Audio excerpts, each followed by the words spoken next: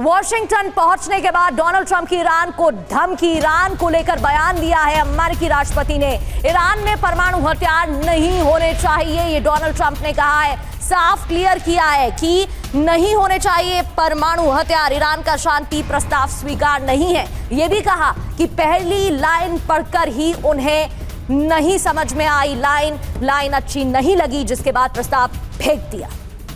चीन से वॉशिंगटन लौटे डोनाल्ड ट्रंप, तब उन्होंने यह बयान दिया। लेकिन क्या ईरान पर जल्द बड़ा फैसला हो सकता है? ट्रंप के बयान से तो ऐसा ही लग रहा है। मायने क्या? ईरान के परमाणु कार्यक्रम पर कोई समझौता नहीं है, ये साफ कर चुके हैं ट्रंप। ईरान को परमाणु सामग्री को सरेंडर करना होगा, ये कहा। ईरान का 14 बिंदु का शांति प्रस्ताव पूरी तरह से खारिज कर दिया। इतना ही नहीं, अमेरिका के पास ईरान के खिलाफ सैन्य विकल्प भी मौजूद हैं और वो 3 विकल्प कौन से आगे आपको बताएंगे। लेकिन पश्चिम एशिया की क्या स्थिति है ये जान लेते हैं। 50,000 अमेरिकी सैनिक अब भी तैनात हैं, 2 विमान वाहक पोत तैनात है, कई नेवी फ्रिगेट्स मौजूद है। तैनाती और बढ़ा दी गई और दर्जनों युद्धक विमान पूरे क्षेत्र में तैनात किए गए हैं। 82वीं एयरबोर्न डिवीजन के जवानों को आदेश का बस इंतजार है। ऐसे में क्या बड़ा हमला हो सकता है? सवाल। तो ट्रंप के बयान ने और प्रस्ताव को ठुकराए जाने के बाद ये सारे सवाल उठ रहे हैं। हमारे साथ 2 खास मेहमान इस वक्त स्टूडियो में जुड़े हुए हैं। Professor Satish Kumar, foreign expert हमारे साथ है, और महेश सचदेव, पूर्व राजदूत है। महेश सर, पहला सवाल आप ही से, क्या ये कह सकते हैं war is on the way? Trump के इन बयानों का मतलब क्या है? प्रस्ताव पर प्रस्ताव ठुकराया जा रहा है, वो स्टैंड अभी भी बरकरार है कि हम न्यूक्लियर शक्ति नहीं बनने देंगे ईरान को। ईरान के बारे में जो ट्रंप साहब आप कह रहे हैं वो अक्सर कहते रहे हैं, इसमें कोई नया तो नहीं है। धमकी देते हैं, दूसरी तरफ बात करने की बात करते हैं, सिविलाइजेशन ख़त्म करने की बात करते हैं और फिर उसके बाद लोगों की तारीफ़ करते हैं।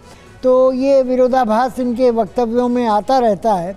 लेकिन इसका जो परिप्रेक्ष्य है वो चीन की यात्रा के बाद होने का है।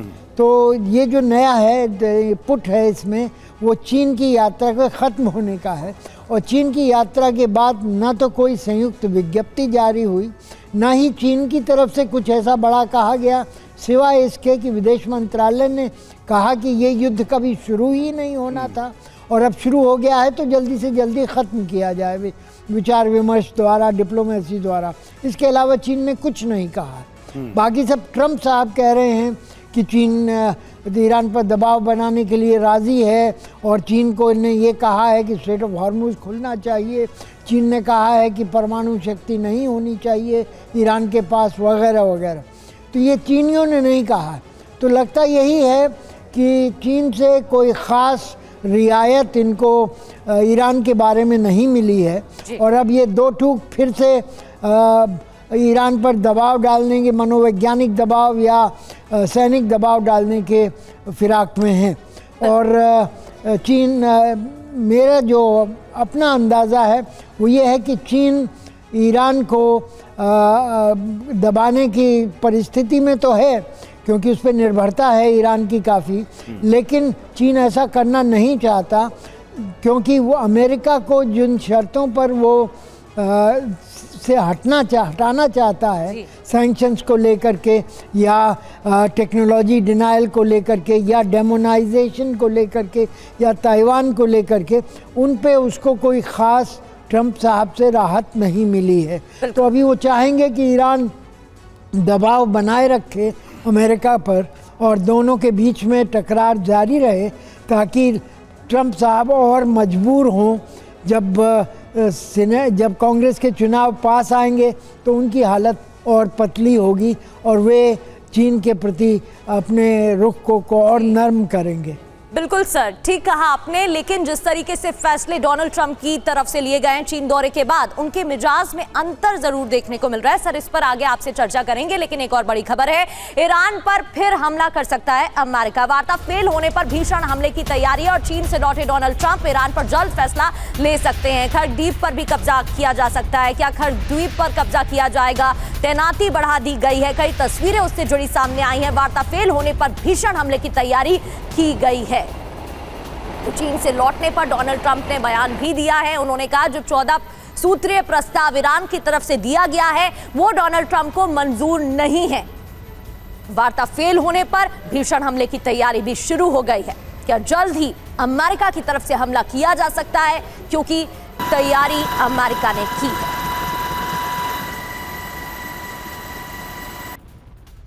तो चीन से लौटे ट्रंप किसी भी वक्त ईरान पर हमला, जो बड़ी खबर है वो हम आपको बता रहे हैं। बिग ब्रेकिंग क्या है, ईरान पर फिर हमला कर सकता है अमेरिका।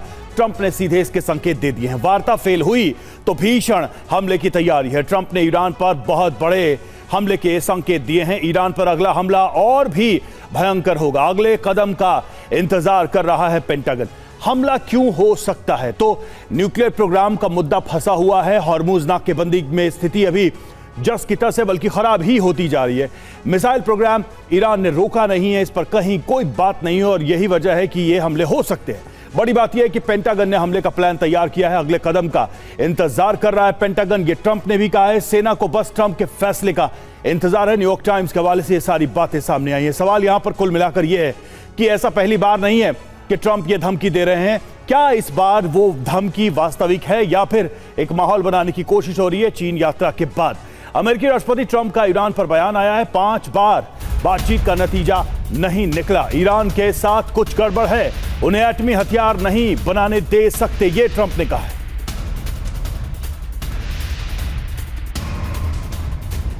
और देखिए, ईरान में ट्रंप के टारगेट पर क्या क्या होगा, क्या क्या हो सकता है, जल्दी से उस पर भी नजर डालते हैं। मिसाइल सिटी को निशाना बनाया जा सकता है। IRGC के ठिकाने एक बार फिर से निशाने पर आ सकता है। मुस्तफा के सीक्रेट बंकर को टारगेट किया जा सकता है। सभी मंत्रालयों की इमारतें निशाने पर हो सकती हैं। तेल निर्यात टर्मिनल, ऑयल रिफाइनरी, ये सब कुछ टारगेट पर हो सकता है अमेरिका के। और देखिए, हमारे साथ तमाम मेहमान इस वक्त जुड़े हुए हैं। सतीश जी, अभी एक लाइन बोली है ट्रंप ने कि ईरान के बारे में कि दे आर क्रेजी। वो ईरान के लिए कह रहे हैं, दे आर क्रेजी। जब से ये युद्ध शुरू हुआ, ईरान युद्ध की अगर हम बात नहीं, मतलब मैं इसलिए पूछ रहा था कि दुनिया के बड़े नेता ठीक इसका उल्टा मानते हैं। अपने मियां मिट्ठू का जो कहावत हम सुनते आ रहे हैं कि अपनी ही बातों को बोलकर, चाहे उसमें कितनी भी विसंगतियां हो, और खुद अपनी प्रशंसा करना, ये हमको लगता है कि ट्रंप से सीखने की ज़रूरत है। अगर उनके बयान को इस युद्ध के नज़रिए से देखा जाए, जब से युद्ध शुरू हुआ है और आज तक, तो आपको खुद कोई भी व्यक्ति समझ सकता है कि इनके बातों में कितनी सार्थकता है, इनके बातों में कितना दम है, कितनी बार अपने ही बातों को झुठलाते हुए दुनिया के सामने खड़े दिखाई देते हैं। विशेषकर ऐसी परिस्थिति में जब ईरान और चीन के संबंधों के बारे में हम सभी जानते हैं कि हर्मुज की समस्या के कारण से चीन का तकरीबन 40 से 42% जो तेल आना था वो रुका हुआ है। तो ऐसी परिस्थिति में चीन क्यों अमेरिका की मदद करेगा? और जिस तरीके का बयान अमेरिकी राष्ट्रपति दे रहे हैं, उसे इसी बात से संकेत मिलता है कि उनकी हार पहले ही उनकी जो अमेरिकी प्रतिष्ठा थी वो दांव पर लगी हुई है। चीन से लौटने के बाद भी अगर परिस्थितियां कई निर्णायक मोड़ पर नहीं पहुंचती है तो डिप्लोमेटिक तरीके से भी अमेरिका की हम परास्त नहीं, शब्द हार हो सकता है कि ना करें, लेकिन निश्चित रूप से तकरीबन वही परिस्थितियां बनती हुई दिखाई दे रही हैं जो 70 अमेरिका की हार के दशक में थी। तो जंग से भागना कह सकते हैं। तालिबान के साथ हमने ये देखा, लंबी लड़ाई लड़ी लेकिन भागे। वियतनाम में हमने देखा लंबी लड़ाई लेकिन भागे। क्या यहां भी वही होने वाला है? सतीश जी, एक लाइन, बिल्कुल एक लाइन। वही समीकरण दिखाई दे रहा है, क्योंकि आपने जो बल का प्रयोग करना था, आपने ये कहा कि हम 7 दिन में युद्ध खत्म कर देंगे, आपने कहा 1 महीने में युद्ध खत्म कर देंगे, उसके बाद सीज फायर के बाद पुनः वार की शुरुआत करने की जो धमकी वो ईरान को दे रहे हैं। तो इससे यही लगता है कि अब इजराइल और अमेरिकी गठजोड़ के बावजूद भी ईरान को तोड़ पाना संभव नहीं रहा। दूसरी तरफ अगर नैरेटिव्स देखें तो ईरान का नैरेटिव्स पूरे दुनिया में अमेरिका से ज़्यादा सशक्त दिखाई दे रहा है। और अमेरिका के भीतर भी प्रदर्शन हो रहे हैं ट्रंप के। इन्होंने तो कहा था कि ईरान के रिजीम को हम बदल देंगे, अब तो जनता, अमेरिकी जनता इनको ही बदलने के फिराक में है। तो कहां तक कैसे सफल हैं ये दुनिया के सामने एकदम स्पष्ट रूप से अब वो दिखाई दे रहा है। बिल्कुल सर, लेकिन अब सवाल ये भी है कि समाधान कैसे निकलेगा, क्योंकि दोनों ही झुकने को राजी नहीं है। एक और बड़ी खबर इसी से जुड़ी है, इजराइल का भी आपने जिक्र किया। इजराइल अमेरिका भीषण जंग की तैयारी कर रहे हैं। ना सिर्फ अमेरिका, इजराइल भी तैयारी कर रहा है और अगले हफ्ते ईरान पर भीषण हमले की तैयारी है। नए नाम के साथ शुरू होगा ईरान के खिलाफ ऑपरेशन, यानी कि नया ऑपरेशन, नया नाम और तैयारी तेज है। ना सिर्फ अमेरिका की, इजराइल और अमेरिका तैयारी कर रहे हैं। अगले हफ्ते इसी के साथ भीषण हमला भी हो सकता है।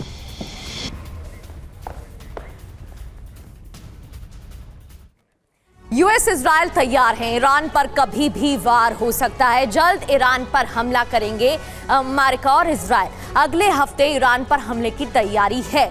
नए नाम के साथ नए ऑपरेशन की शुरुआत होगी। इजराइल डिफेंस फोर्स किसी भी वक्त हमले के लिए तैयार है, बस आदेश का इंतजार है। इजरायली सेना को हाई अलर्ट पर रखा गया है। वहीं अमेरिका के वॉर प्लान को समझते हैं। अमेरिका की क्या तैयारी है, देखिए, मल्टी स्ट्राइक हमलों का खाका अमेरिका ने तैयार किया है। इजराइल के साथ मिलकर हमला करने की तैयारी है। यूएस सेंट्रल कमांड हमलों की शुरुआत करेगा। ईरान के मिलिट्री ठिकानों पर हमले किए जाएंगे और टारगेट पर पिन पॉइंट हमले संभव हैं। लेकिन आगे क्या होगा? कभी भी सीज़फायर टूट सकता है, कभी भी अमेरिका इजराइल का ईरान पर हमला हो सकता है और हमला देखने को मिल सकता है। महेश सचदेव सर, जिस तरीके से अमेरिका और इजराइल की तैयारी देखने को मिल रही है, लग तो यही रहा है कि जल्दी हमला संभव है। लेकिन इजराइल की इसमें भूमिका कैसे देखी जा सकती है? क्योंकि जिस तरीके से अमेरिका के बयान आते हैं, कभी डोनाल्ड ट्रंप कहते हैं बातचीत अच्छी चल रही है, कभी कहते हैं जल्दी हमला होगा। क्या इजराइल की तरफ से भी दबाव है? क्योंकि इजराइल तो यही चाहता है कि जंग खत्म ना हो। जी, आपकी बात सही है। चाहे 28 फरवरी की बात की लड़ाई हो या पिछले साल जून की लड़ाई हो, इजराइल ने ही अमेरिका को इस बारे में उकसाया और युद्ध की शुरुआत करने पर मनाया। और इसके बाद तीसरी बार भी अगर ये होता है तो ये अमेरिका की इजराइल के सामने फिर से झुकना की परिस्थिति होगी। और इसकी एवज में, जैसा कि आपने जिक्र किया कि लड़ाई तो हो सकती है, अमेरिका के ने जो हमले करने की योजना बनाई है उसके बारे में आपने कहा, पर ईरान के पास जो पत्ते हैं खेलने के लिए इस लड़ाई के, उसके बारे में मैं जिक्र करना चाहूँगा कि बाबल मंडेप को बंद किया जा सकता है हूतीस द्वारा, और जो इंटरनेट के अंडरसी केबल्स हैं उनको तोड़ा जा सकता है। इन अंतर्राष्ट्रीय संचार के जो साधन हैं, जो रेड सी में जाते हैं या गल्फ से जाते हैं, उनके ऊपर प्रहार किया जा सकता है। और जो खाड़ी में अरब देश हैं जिनसे बदला लेता रहता है ईरान अमेरिकी प्रहारों का, तो उनके ऊपर भी दोबारा से अटैक किया जा सकता है। तो ये सब संभावनाएं हैं ईरान के साथ, और इनको लेकर के मेरे ख्याल से अमेरिका को कई बार सोचना होगा।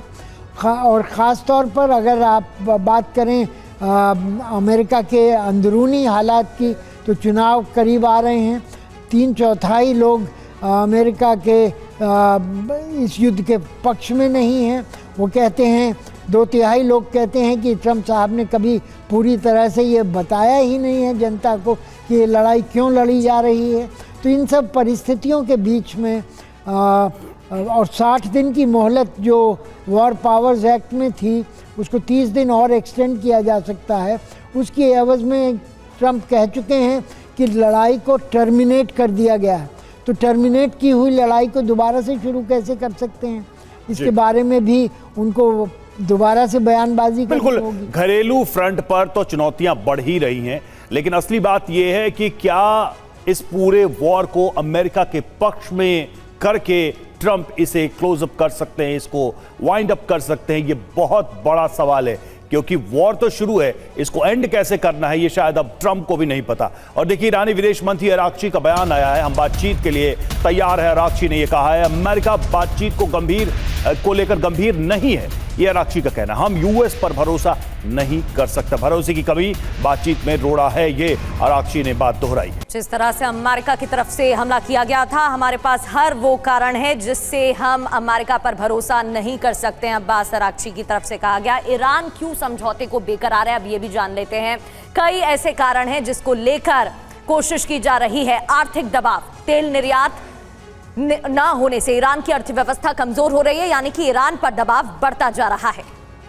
एक तो पावर इंबैलेंस भी दिखाई दे रहा है, सैन्य असंतुलन, बड़े पैमाने पर हमलों से सैन्य और बुनियादी ढांचे में भारी नुकसान की खबर है। और रणनीतिक ठिकानों की सुरक्षा की अगर बात करें, जैसे इस्फहान जैसे परमाणु ठिकाने, खर्ग द्वीप जैसे तेल केंद्र बेहद अहम है, इनकी सुरक्षा भी बहुत जरूरी है ईरान के लिए।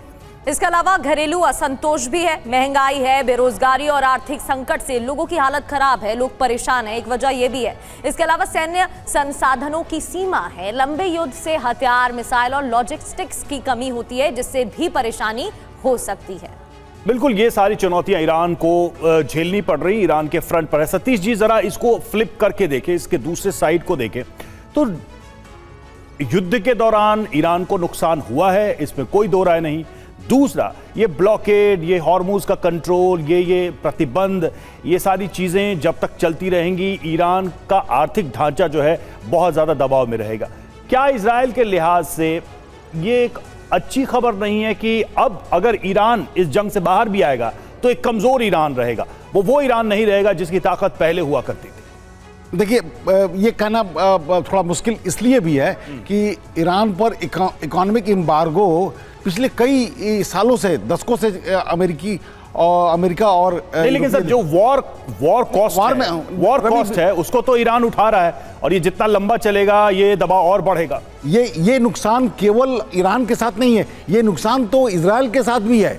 इजराइल को भी आर्थिक रूप से बड़े पैमाने पर हानि हुई है और रीस्ट्रक्चरिंग में इजराइल को भी बड़ी मशक्कत करनी होगी। तो ये हानि तो, युद्ध तो हमेशा से ही हानि का कारक होता है। कुछ ऐसे देश होते हैं जिनको फायदा हो सकता है और फायदा हो भी रहा है। तो ऐसी परिस्थिति में इस बात की उम्मीद करना कि निरंतर इकोनॉमिक एम्बार्गो के बावजूद भी प्रॉक्सी को ईरान लगातार मदद देता रहा, खड़ा करता रहा और वो युद्ध लड़ते रहे, तो ये उसके पास संसाधन है। ईरान बहुत बड़ा देश है, एक कहा भी जाता है कि सिविलाइजेशनल स्टेट है। ग्रेवयार्ड थियरी की बात आती है कि वहाँ पर जितने भी बाहरी शक्तियाँ आईं वो वहीं पर ख़त्म हो गई। तो ये इराक नहीं है कि अमेरिका ने इराक को ख़त्म कर दिया और ईरान बिल्कुल उससे अलग है। तो कहने का अर्थ कि चुनौतियाँ निश्चित रूप से गंभीर हैं।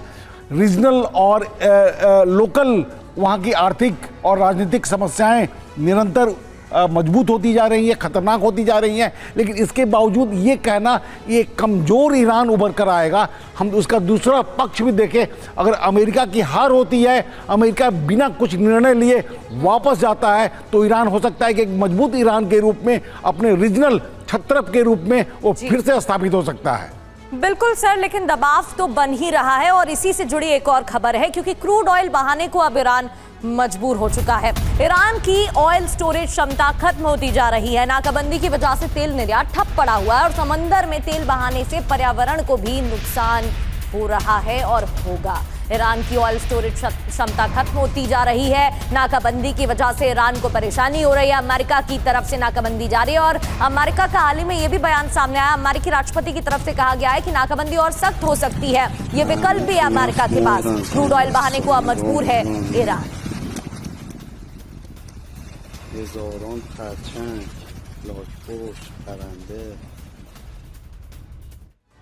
तो समंदर में कच्चा तेल ईरान ने क्यों बहाया, जरा इसको भी देखते हैं। सबसे पहले खबर क्या है ये जान लीजिए। खबर यह है कि ईरान ने हजारों बैरल तेल पानी में बहाया है और समंदर में लगभग 80,000 बैरल तेल बहाया है। मतलब दुनिया में तेल की कमी है और ईरान इस तेल को समंदर में वापस बहा रहा है। खर्ग द्वीप के पास फारस की खाड़ी में यह तेल बहाया गया। नाकेबंदी से ईरान का तेल निर्यात रुका है और खराब पड़े टैंकर्स में भी तेल स्टोर किया जा रहा है। लेकिन तेल बहाने की वजह क्या है, ये बहुत अहम बात है। निर्यात ठप होने के बाद भी प्रोडक्शन जारी है। ईरान की तेल स्टोर करने की सीमा पूरी हो चुकी है, इस वजह से तेल बहाना पड़ रहा है। ऑयल रखने के लिए ईरान के पास साधन की कमी है। अगर प्रोडक्शन रोका तो तेल के कुओं में पानी भर जाएगा, यानी कि ये और भी ज्यादा नुकसान की बात है। पानी भरने से भविष्य में कुओं से तेल नहीं निकाला जा सकेगा, मतलब आने वाले फ्यूचर में वो एक तरीके से फ्यूटाइल हो जाएंगे ऑयल एक्सप्लोरेशन के हिसाब से। और चीन दौरे से लौटे ट्रंप का बयान क्या है? ट्रंप ने चीन दौरे को बताया है सफल। चीन के साथ हमने अच्छी डील की, ये ट्रंप कह रहे हैं। तो डोनाल्ड ट्रंप भले ही चीन दौरे पर डील होने की बात कर रहे हैं, इस दौरे को सफल बता रहे हैं, लेकिन सच्चाई क्या है आपको अब ये बताते हैं, क्योंकि कई सवाल खड़े हो रहे हैं। क्या चीन अमेरिका में कोई डील हुई भी है? 9 साल बाद चाइना पहुंचे डोनाल्ड ट्रंप को वहां से क्या हासिल हुआ, आखिर क्या मिला है? क्योंकि कई तस्वीर सामने आई जहां सरेंडर मोड में भी डोनाल्ड ट्रंप दिखाई दे रहे थे, जिन्हें डील मेकर भी कहा जाता है। 3 दिन चीन में रहे डोनाल्ड ट्रंप ने क्या किया है, ये भी जान लेते हैं। और क्या होना था और क्या हुआ है, क्या अंतर है? टैरिफ और ट्रेड डील होनी थी, लेकिन क्या हुआ? जवाब नहीं मिला, यानी कि डील नहीं बन पाई है। इसके अलावा कई और मुद्दों पर बात होनी थी। एक मुद्दा था रेयर अर्थ मिनरल्स का, इस पर भी कहीं कोई ऑफिशियल फॉर्मल जवाब नहीं आया है, कोई स्टेटमेंट नहीं आया है, जिसको लेकर काफी अमेरिका होप कर रहा था। परमाणु ऊर्जा, इस पर लेकर सहमति बननी थी, बात होनी थी, इस पर भी कोई रिप्लाई, कोई जवाब, कोई उत्तर नहीं आया है। एआई, जी हां, एक बड़ा मुद्दा है आधुनिक विश्व के लिए, इस पर भी कहीं कोई जवाब नहीं आया है कि दोनों देशों के बीच किस तरह की सहमति इसको लेकर बनी। और ताइवान, एक ऐसा मुद्दा जिसमें लंबे समय से पेच फंसा हुआ है दोनों देशों के बीच, इस पर भी कोई जवाब नहीं आया।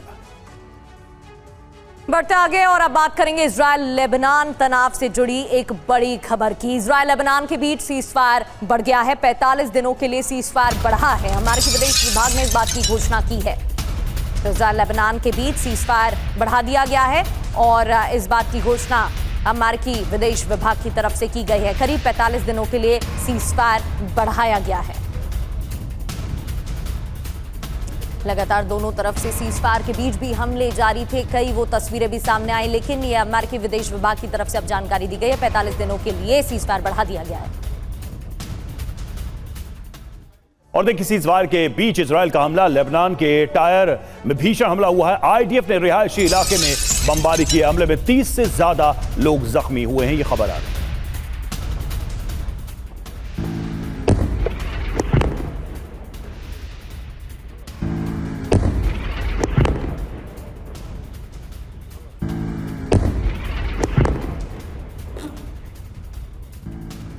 और इजरायली हमले में टायर में तबाही मची है। आईडीएफ की तरफ से हमले और टायर में तबाही का मंजर। हमले के बाद इलाके में अफरा तफरी देखने को मिली है, कई धमाके हुए हैं, तस्वीरें आपके सामने हैं।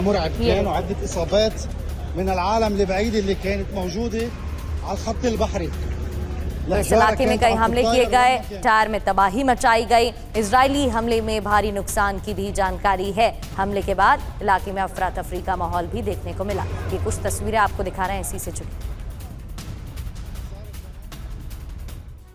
और देखिए, युद्धविराम के बीच आईडीएफ का हमला सामने आया है और इजराइल ने लेबनान पर ये अटैक किया है। युद्धविराम की बात हो रही है। देखिए, 45 डेज, 45 दिन के लिए ये युद्धविराम बढ़ाया गया, लेकिन हमले अभी भी हो रहे हैं। अमेरिका के मध्यस्थता में दोनों देशों के बीच ये समझौता हुआ है, लंबे समय से बातचीत भी चल रही थी और सीजफायर के बीच टायर पर इजराइल ने अटैक किया है। इसके अलावा इजराइल की सेना ने रिहायशी इलाकों को भी टारगेट किया है। रिहायशी इलाकों में भी हमले हुए हैं। इजरायली हमले में लेबनान के टायर में भारी तबाही मचाई गई, सबसे ज्यादा टायर में नुकसान पहुंचाया गया है। यहाँ पर रिहायशी इलाकों में भी हमले किए गए हैं। न सिर्फ रिहायशी इलाके, ऑयल रिफाइनरी पर भी हमला हुआ है। यूक्रेन का विध्वंसक हमला, रूसी ऑयल रिफाइनरी पर अटैक किया गया। रियाजान तेल रिफाइनरी में ब्लास्ट हुआ और धमाके के बाद आग लगी। यूक्रेनी ड्रोन ब्रिगेड ने यह हमला किया है। तो रियाजान तेल रिफाइनरी में ब्लास्ट हुआ, हमला किया गया। और देखिए, रूस के रियाजान में यूक्रेन का भीषण हमला हुआ है। रिहायशी इलाके में यूक्रेन का यह अटैक हुआ है। धमाके के बाद आसमान में दिखी आग की लपटें, तस्वीरें आप देख रहे हैं इस हमले के बाद।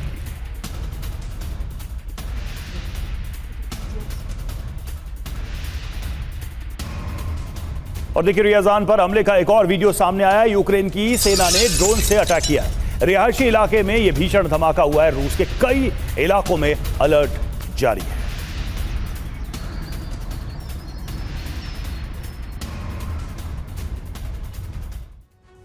यूक्रेन ने बदला लिया, रियाजान पर हमला किया गया है। कहां कहां हमला हुआ, कौन से वो स्थान है? रियाजान ऑयल रिफाइनरी पर हमला किया गया, ड्रोन ब्रिगेड ने अटैक किया है और इससे रिफाइनरी बंद है। और इसके देखिए फ्यूल स्टोरेज टैंक को निशाना बनाया गया, यहां भी ड्रोन से अटैक किया गया, भीषण आग लग गई। फ्यूल स्टोरेज टैंक पर हमला किया गया जिसमें 3 लोगों की मौत हो गई और बिजली सप्लाई भी इस हमले के बाद बंद हो गई। ड्रोन हमलों से रूस दहला है, भारी नुकसान हुआ है। रियाजान ऑयल रिफाइनरी से लेकर रिहायशी इलाकों को नुकसान पहुंचाया गया है। रियाजान ऑयल रिफाइनरी की बात करें तो हर साल 17 मिलियन टन ऑयल का उत्पादन यहां से होता है और सेंट्रल रूस और मॉस्को रीजन में ऑयल सप्लाई भी होती है। और रूस की ऑयल इकोनॉमी का बड़ा हिस्सा है यहां से और टारगेट पर ऑयल रिफाइनरी लगातार रहे। 15 मई 2026 रियाजान ऑयल रिफाइनरी को टारगेट किया गया। 14 मई 2026 को तुआब से ऑयल टर्मिनल को टारगेट किया गया। 13 मई 2026 को क्रास्नोडर एनर्जी साइट, 12 मई 2026 को निजनी नेवगोरोड रिफाइनरी को टारगेट किया गया। 10 मई 2026 को बेलगोरोड ऑयल डिपो को निशाना बनाया गया। और देखिए रूस के सैन्य बेस पर यूक्रेन का हमला हुआ है। यूक्रेनी मिग-29 विमान ने यह हमला किया है। फाइटर जेट से GBU-62 बॉम्ब से अटैक किया गया है। भीषण धमाका इस हमले के बाद। वहीं यूक्रेन के हमले से रूस दहला है। रशिया में तबाही देखने को मिली है। कई इलाकों में रूसी सैन्य ठिकानों पर ड्रोन अटैक किए गए हैं और यूक्रेन के हमले में रूसी टैंक तबाह हो गया है। रूसी टैंक तबाह किए गए हैं। रिहायशी इलाकों में हमले हुए हैं। तो ऑयल रिफाइनरी को तो नुकसान पहुंचाया गया ही है, साथ ही रूसी टैंक पर भी टारगेट किया गया।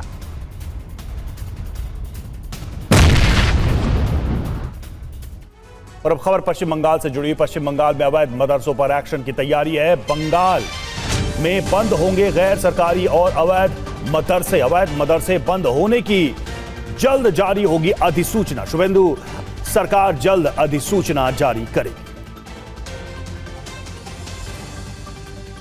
रविशंकर दत्ता हमारे साथ इस वक्त जुड़े हुए हैं, हमारे संवाददाता। रविशंकर दत्ता, एक के बाद एक लगातार फैसले लिए जा रहे। इसके पहले बांग्लादेश बॉर्डर पर जमीन देने का बड़ा फैसला लिया गया जो लंबे वक्त से रुका हुआ था, और अब ये अवैध मदरसों को लेकर क्या आदेश जारी किया गया है या क्या कहा गया है सरकार की तरफ से, और कब तक ये सरकारी आदेश पूरे राज्य के लिए लागू हो जाएगा?